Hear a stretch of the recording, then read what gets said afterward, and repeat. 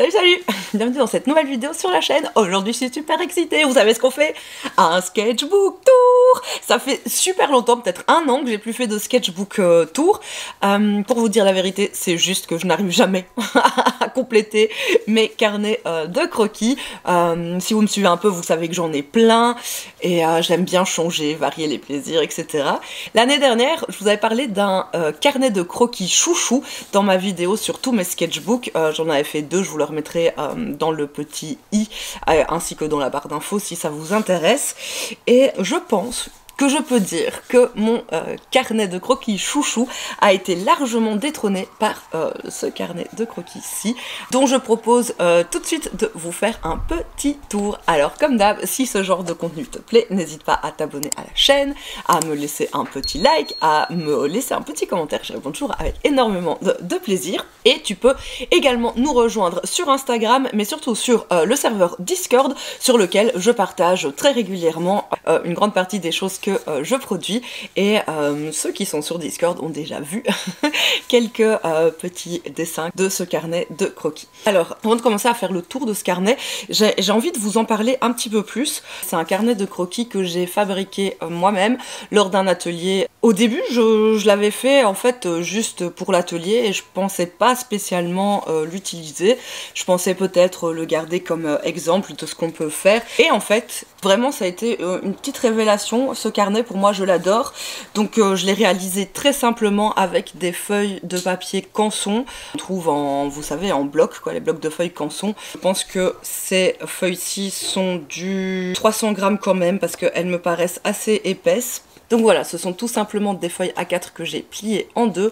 Il y a 4 feuillets de 3 pages. Je trouve que ce format est parfait pour une seule et bonne raison, c'est que je l'ai terminé et en fait, j'ai adoré travailler dedans. Je l'ai trouvé à la fois assez gros que pour pouvoir explorer, pour pouvoir dessiner, pour pouvoir faire des séries, etc. Et en même temps, il n'est pas non plus beaucoup trop gros, avec beaucoup trop de pages pour qu'on s'en lasse et qu'on n'arrive pas au bout. Moi, je sais pas vous, mais moi, ça m'arrive hyper régulièrement, en fait, d'avoir des carnets qui me plaisent, c'est pas ça, et que je vais remplir à moitié, à 3/4, et puis juste la fin, je vais laisser tomber parce que bah j'ai des nouveaux carnets ou j'ai envie de passer à autre chose. Enfin, pour plein de raisons, je termine pas mes carnets. C'est un peu comme les fonds de bouteille d'eau. Voilà, je termine pas les fonds de bouteille d'eau, bah je termine pas les fonds de carnet. Je suis super contente de l'avoir terminé. Du coup, ce carnet ne m'a pas coûté grand chose. Et donc, ça m'a permis de me lâcher, de faire des tests, de gribouiller, d'avoir des choses qui sont pas toujours très belles, mais voilà, j'y vais sans pression, puisque c'est pas un carnet trop onéreux, c'est pas un carnet que j'ai peur d'abîmer, c'est pas un carnet dans lequel je me suis mis de la pression. Au contraire, je me suis beaucoup amusée dans ce carnet, et c'est pour ça que c'est devenu mon petit chouchou du moment. Trêve de bavardage, je vous montre ce qu'il y a dedans. Alors c'est un carnet que j'ai tenu cet hiver et ce printemps de 2024, c'est la première fois que je note comme ça les dates. Je trouve ça chouette, j'espère m'en faire une petite collection. Ça vous aviez déjà vu puisque j'avais emmené ce carnet à Londres, ce qui avait été une super idée puisque c'est beaucoup plus léger que des carnets de croquis de même dimension et avec le même nombre de feuilles qui sont disponibles dans le commerce. Donc voilà, j'avais brièvement dessiné cette petite nature morte chez Granger à Londres. Ensuite, ça je vous avais déjà montré également, c'était toujours à Londres où là j'ai essayé de me challenger, de me pousser et de dessiner plus rapidement et directement avec des outils indélébiles. Donc pas de crayon, rien du tout, juste y aller à l'œil, au bic et puis se contenter finalement de ce qui apparaît sur notre feuille. Et ensuite, dans un second temps, j'ai quand même voulu amener cette petite touche de couleur. La couleur, c'est quelque chose qui me parle beaucoup et j'ai vraiment du mal à dessiner juste en noir et blanc, vraiment. J'ai toujours ce besoin d'ajouter une touche de couleur. Ensuite ici c'est toujours Londres, pareil je suis revenue par la suite avec mes crayons aquarellables. J'avais envie de mettre de la couleur et de rendre cette ambiance cosy, feutrée qui était présente ce soir-là. Et enfin un dernier petit sketch réalisé rapidement lors de cette fameuse soirée. J'aimais beaucoup le bar là qui était juste incroyable, hyper beau, et par la suite je suis revenue ajouter un petit peu de doré pour rendre cette idée de luxe. Ensuite cette petite aquarelle d'une façade londonienne que j'ai beaucoup aimée. Ça me donne toujours de la joie de revoir cette aquarelle. Elle a été un petit peu laborieuse de par tous les objets et puis les choses qui se passent, etc. Mais c'était un bon challenge pour moi. L'aquarelle n'est vraiment pas mon médium de prédilection. Donc j'ai l'impression que chaque année, quand je ressors mes aquarelles pour aller entre autres peindre dehors, eh bien j'ai une petite courbe d'apprentissage qui doit se refaire. Ensuite on était sortis pour peindre des magnolias. Dans cette vidéo j'avais réalisé donc ce spray de scie avec le magnolia, les façades, etc. Et en rentrant chez moi, j'avais voulu pousser l'étude un petit peu du magnolia un petit peu plus loin. J'avais ramassé une fleur, des feuilles, etc. Étudier un peu les branchages, les fleurs. Parce que ici, certes, j'ai dessiné un magnolia, mais il me manquait de, je ne sais pas, il me manquait de vie, il me manquait de quelque chose, il me manquait de forme qui puisse dire bah oui, ceci est un magnolia, et c'est pourquoi j'ai voulu réaliser ces petites études. Donc ici on est toujours sur des crayons aquarellables et mes fameux Neocolor 2. Je voudrais d'ailleurs porter à votre attention le fait que les néocolores, quand ils ne sont pas utilisés de manière diluée, mais qu'ils sont utilisés tels quels en cire, je vais dire, bah, ils vont transférer sur les papiers. Moi, je vous avoue que pour l'instant, je ne ressens pas le besoin de protéger outre mesure ces carnets, puisque tout ça, ce sont pour moi des exercices, des entraînements. Mais il existe plein de moyens de protéger ces carnets, ça pourra faire l'objet d'une autre vidéo. Donc toujours notre magnolia, alors toujours crayon aquarellable et mes néocolores. Ensuite ici c'était au parc près de chez moi. J'aime beaucoup ce petit endroit du parc et puis surtout eh bien, le cerisier qui était en fleurs. Je me suis bien amusée à faire ça. Là c'est vraiment là que j'ai senti qu'il fallait reprendre plus l'aquarelle, reprendre plus confiance dans les techniques, réessayer, réexplorer. Et j'ai passé quand même pas mal de temps finalement au parc à dessiner et peindre ce petit paysage. D'ailleurs, ces feuilles de papier canson ont tenu extrêmement bien. Elles ont résisté à tout ce que je leur ai fait passer comme technique et à toute l'eau que je leur ai envoyée. Ensuite, toujours dans ma découverte des néocolores, ça c'était chez mes beaux-parents, j'aime beaucoup, ma belle-mère a de très belles plantes vertes et donc j'ai eu envie de la dessiner. J'aime bien m'attarder sur les fleurs et les feuillages parce que je cherche des manières de les dessiner, je cherche des langages de formes qui peuvent être intéressantes, des formes qui à la fois soient simples, élégantes et qui permettent de comprendre de quelle sorte de plantes, d'arbres, de fleurs, etc. on regarde au premier coup d'œil. Donc j'aime beaucoup m'entraîner. J'ai croqué cet arbre que je trouvais très beau dans le jardin de mes beaux-parents qui a cette couleur vraiment magnifique. J'ai pris des libertés avec le reste du dessin, notamment avec le fond, parce que ce qui m'intéressait vraiment, c'était l'arbre et les petits jeux avec toutes les petites lanternes, les petites loupiottes. C'est quelque chose que je voudrais vous dire encore une fois, c'est que quand vous dessinez, c'est vous qui avez la main sur absolument tout. Et ce n'est pas parce que vous décidez d'après la réalité ou d'après photo que vous devez absolument recopier, que vous devez absolument mettre sur votre dessin tout ce que vous voyez. On peut tout à fait prendre des libertés artistiques en se demandant ce qu'on a réellement envie de mettre en valeur et en se demandant comment on peut le mettre en valeur de la meilleure manière sur le dessin qu'on est en train de réaliser. C'est pour ça que, par exemple, dans le jardin de mes beaux-parents, ici, tout là, il y a vraiment des grands arbres, d'autres arbres, et pour moi, ça n'aurait pas eu de sens de les mettre, ça aurait gâché à mon sens, mon point d'attention, mon point de focal qui est ce bel arbre rouge. Et c'est pour ça que je suis partie sur un ciel bleu et que je n'ai pas non plus hésité à mettre cette bande de nuages qui donne du rythme. Une bande, une bande, une bande, une bande, une bande, une bande qui rythme un peu notre dessin. Ensuite, ici, il s'agit d'une autre plante, cette fois-ci chez mes parents. Voilà, juste le soir, quand on regarde la télé ou autre, j'aime bien sortir mes carnets et dessiner.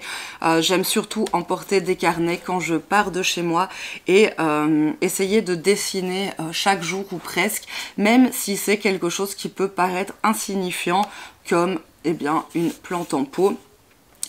Mais ça permet tout simplement de consigner des souvenirs et je trouve ça juste merveilleux. Ensuite ici j'ai voulu essayer de styliser un arbre que je vois depuis ma terrasse et qui se pare de merveilleuses couleurs au printemps. Voilà, c'était plus un exercice de style et pour compléter ma double page j'ai dessiné d'après photo cette fois-ci une perruche ou un petit perroquet. Il y en a beaucoup à Bruxelles et en fait tous les soirs à la même heure il y a un... Et en fait tous les soirs il y a un escadron, ouais ça sera le mot, un escadron de perruches qui filent dans la direction de cet arbre et puis qui se mettent sur leurs branches. Et alors je me suis dit que ce serait sympa d'avoir les deux en parallèle et puis également d'un point de vue des couleurs. Fatalement j'aime bien le dialogue qu'on va retrouver entre le vert de la perruche et le rose de l'arbre. Ce dessin a une résonance émotionnelle un peu particulière pour moi parce qu'il s'agit de l'atelier de menuiserie de mon grand-père. J'ai passé une grande partie de mon enfance là-bas dans cette maison et dans cet atelier et c'était vraiment un super moment dans le jardin au soleil à croquer, à dessiner ce bel atelier qui est au fond du jardin. Ouais, je l'adore mais évidemment c'est très personnel, c'est plus émotionnel et c'est ça aussi que j'aime dans le fait de prendre avec soi tout le temps un carnet de croquis, même quand on n'est pas sûr qu'on va pouvoir dessiner, mais ça nous permet voilà comme ça de collecter finalement des souvenirs. Là j'ai commencé à plus me lâcher avec les Neocolor 2.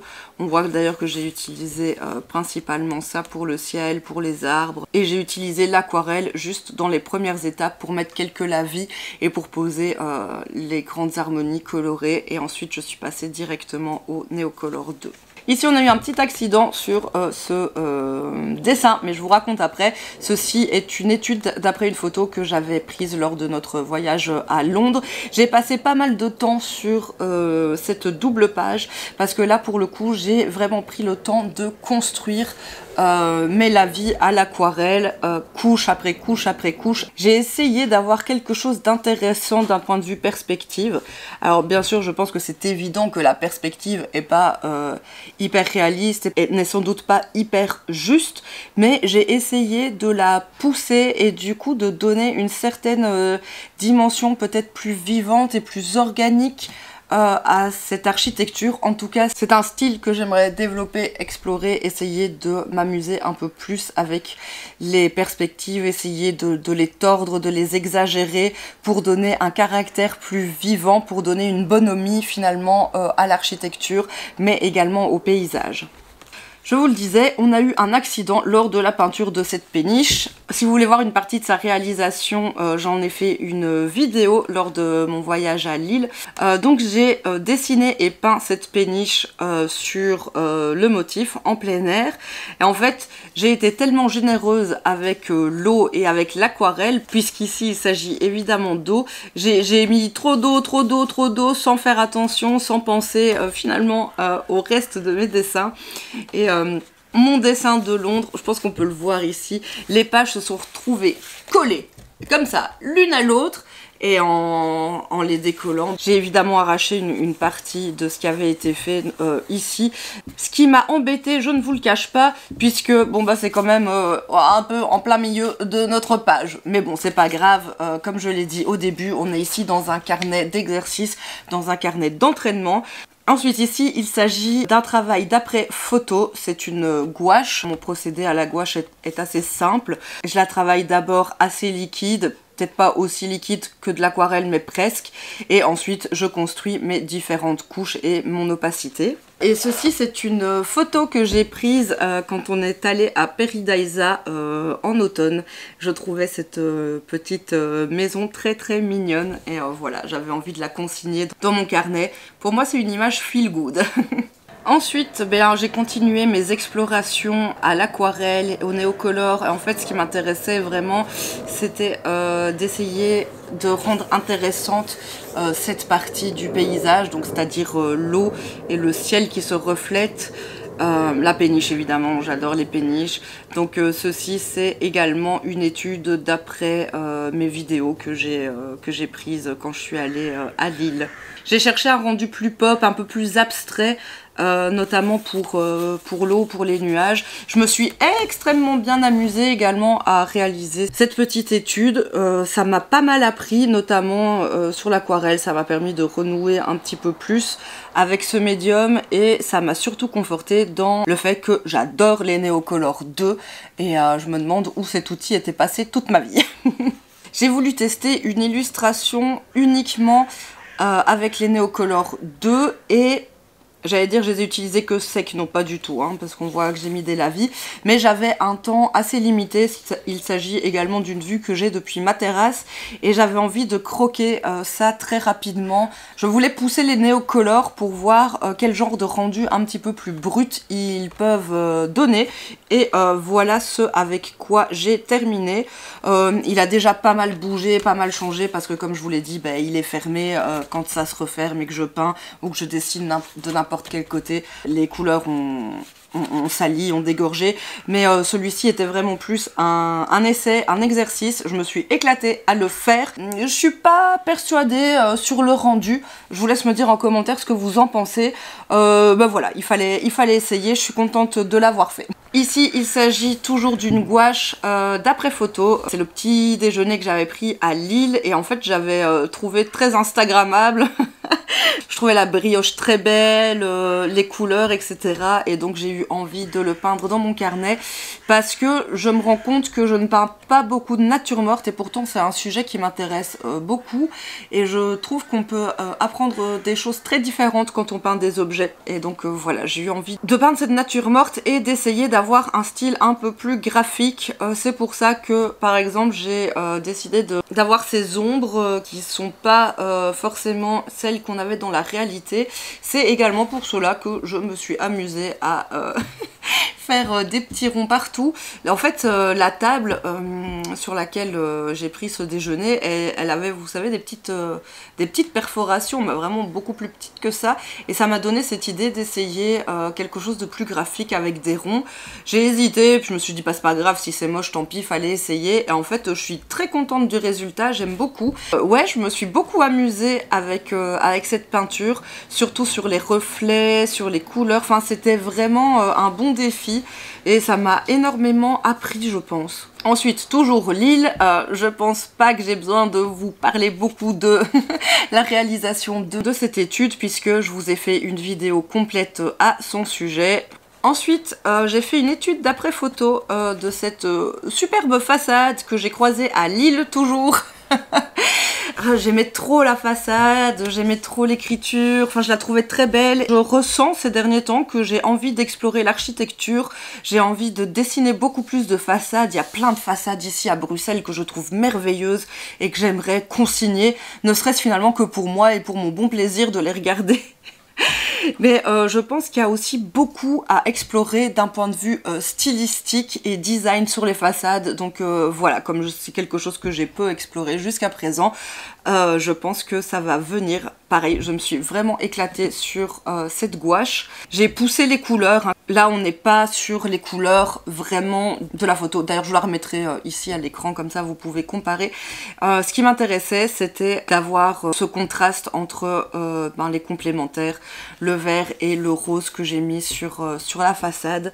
Ce dessin m'a servi d'exploration, de couleurs, mais également d'architecture et de comment rendre les architectures assez rapidement. et ne pas se perdre dans tous les détails foisonnants qu'il peut parfois y avoir sur certaines façades, notamment tout ce qui va être Art Nouveau, ce qui est le cas de cette façade il me semble, hein, ou haussmannien, hein, on va retrouver ça aussi, beaucoup de détails sur les façades haussmanniennes qui sont pas toujours faciles à retranscrire. Ici c'est également une gouache, une étude de façade du magasin Dil et Camille à Bruges.